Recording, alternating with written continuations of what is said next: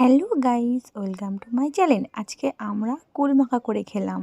সরস্বতী পুজোর আগেই আমরা কুল মাখা করে খেলাম। দেখো, কুলগুলো ভালো করে পরিষ্কার করে ধুয়ে বোঁটাগুলো ফেলে একটা শিলে ভালো করে কুলগুলো থেতো করে নেবো। সমস্ত কুলগুলো থেতো করে নিতে হবে। ছোটোবেলা না আগে জানো কি ভাবতাম আমরা, নাকি সরস্বতী পুজোর আগে নাকি কুলের মধ্যে বিষ থাকে, তাই জন্য না ভয়তে কুল খেতাম না। তাও দু একটা খেয়ে নিতাম। তারপরে মারা সে বকতো যে সরস্বতী পুজোর আগে কুল খাস কেন? হ্যাঁ, সরস্বতী ঠাকুর তোদের পাপ দেবে। তাও মার কথা শুনতাম না, লুকিয়ে চুরে খেয়ে নিতাম। দেখো, তারপরে একটা শিলে ওর মধ্যে ধনেপাতা বাটা, কাঁচা লঙ্কা আর লবণ দিয়ে ভালো করে বেটে নিতে হবে। তারপরে একটা কলা পাতায় মাখা করবো আমরা।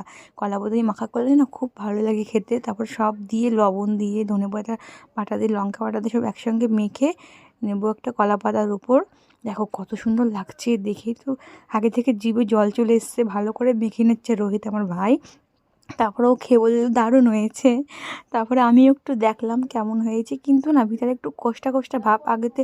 এখন তো কলি পাকার টাইম না। ভিডিওটা ভালো লাগলে